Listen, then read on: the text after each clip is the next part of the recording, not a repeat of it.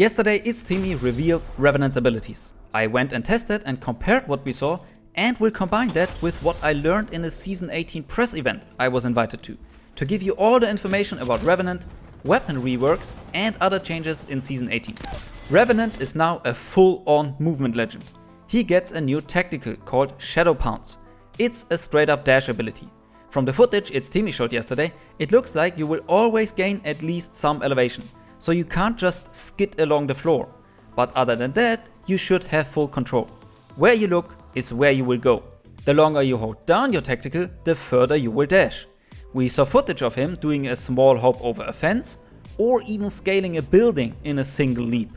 When asked about the maximum range, the dev said it's about the range of an Octane jump pad. I compared it to an actual jump pad and it's exactly the same. I mean, look at those comparisons. They are within centimeters of each other. Even though it looks like Rev's Pounce is maybe even faster than a jump pad. It also looked like you will be able to keep the momentum out of his Shadow Pounce, into a slide for example. In Timmy's footage it looks like they are always landing in a stand, but with momentum. But until we get to play him ourselves, we won't know 100%. I'm not sure if you will be able to get your gun out during the dash, or at least after the animation has played and you're still in the air. In this clip the gun only appears after he's back on the ground, but that might be cause the player only pulled it out there. Vantage can get her gun back out after the dash. We don't know yet how it will work for Revenant. His passive also increases his movement abilities. He keeps the same fast crouch walk, but his climb will get further enhancements. He now sticks much better when climbing out of a fall, and has much more freedom in how much horizontally he can climb. I would also assume that sticking better out of a fall was implemented to let him climb out of his dash. I'm very intrigued to see how much speed you can keep into the sideways climb, out of his dash, a jump pad or just a slide jump, since this would allow him to do a sort of wall run. I can't wait to test that out. Subscribe to not miss that. His second passive is that low health enemies will be highlighted. In the footage it looked like the outline you will see with Maggie's passive. Once Revenant damages low health enemies or gets them low in the first place, they will also be marked for teammates. That looked similar to the indicator you get when your teammate hits someone with their Vantage sniper. His ultimate is also completely different. The totem will be gone, getting replaced with Forged Shadows. This activates a sort of shield around him. The devs called it a Shroud of Shadows. This massively increases his hitbox, but also blocks 75 damage. That's the amount of a blue shield on top of his regular health. The best comparison I have is that it's like a spherical Gibby arm shield around his upper body. During his ultimate, he still pretty much looks like the current Shadow form Revenant we all know and hate, with this bubble around him. After breaking it, the bubble will disappear. This protective layer also recharges over time, and it looks like that recharge will start almost instantly after being broken, taking around 7 seconds to fully recharge. That's just 1 second more than it takes to pop 2 shield cells. His Shroud of Shadows will not protect him against area of effect abilities like caustic gas or the ring damage. And if you shoot Revenant while his Shroud of Shadows is down, it will pause the recharge for a brief moment, but not cancel the progress it already made. Getting a knock while in Revenant's ultimate will instantly recharge his Shroud of Shadows and his tactical. So overall they seem to shift him even more into this very aggressive enemy hunting playstyle, using his passive to identify which enemy is weak, activating his ultimate and then using his tactical to dash towards them, trying to get knocks during his ultimate, to get back his tactical and Shroud of Shadows, to keep dashing around causing havoc. I can't wait to actually play him and see Whoppy play him. Some other legends will also receive changes like adjusted ultimate timings, but they told us to wait for the patch notes. Next fantastic news. The charge rifle will get completely overhauled. First of all, it's no longer hit scan, but finally also a projectile weapon, like every other weapon in the game. It now actually has a charge up. You need to hold the trigger to charge up a single shot. There's no longer a tiny bzzzt and then a big pew, now there's just a single charged up pew. If you let go early, it won't fire and just go back down to uncharged. This behavior mimics how it works in Titanfall. However, we had no confirmation if you can fan the trigger to keep it just before being charged up, which was a sort of skill check in Titanfall.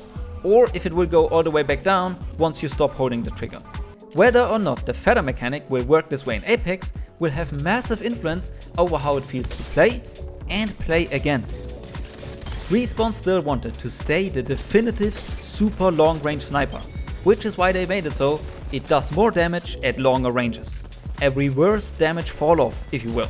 This all sounds like a gun we have never had in Apex, so I'm optimistically intrigued, but it will be hard to not keep complaining because it's still the charge rifle. The second biggest gun change is that SMGs are getting nerfed and 2 shotguns are getting buffed. All SMGs will have their strafe speed slowed and headshot multiplier reduced. The R99 will get more vertical recoil and less ammo in every magazine level. The Mastiff will get a tighter pellet spread, so doing more consistent damage at further ranges. And the Peacekeeper will get disruptor rounds. Yes, this is not a joke. The disruptor rounds hop-up is back and it goes on the Alternator and Peacekeeper. It's technically also on the L-Star in the care package right now. Disruptor rounds increase damage to shields. I asked if the Peacekeeper will get any other changes and they said no.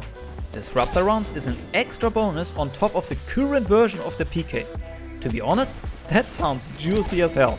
While getting asked about aim assist later on, they fully acknowledge that it's a contentious issue and that it's a big component in the current SMG meta.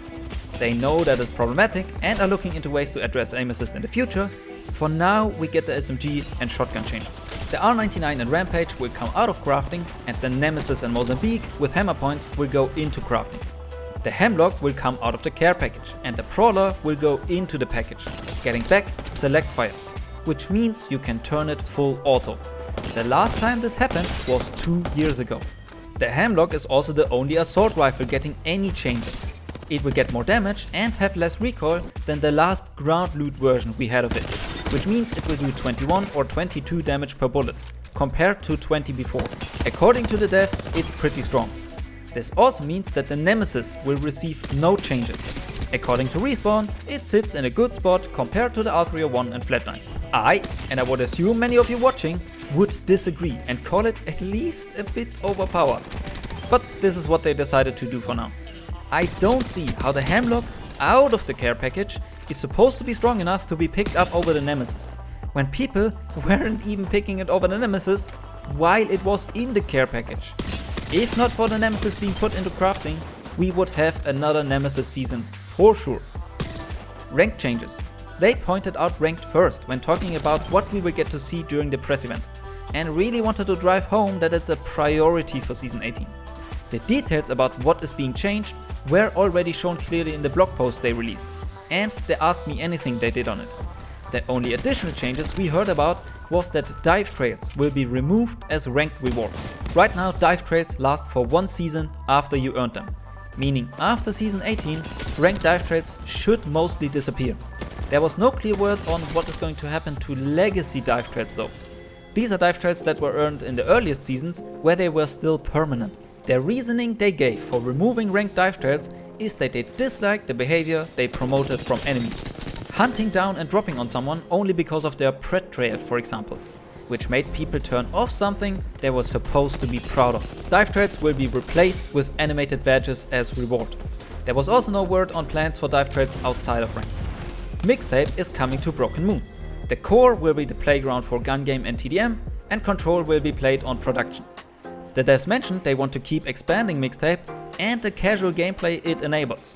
What that implies is anyone's guess. There is an exciting change coming to battle passes, but I'm not allowed to talk about it yet. Okay, bye!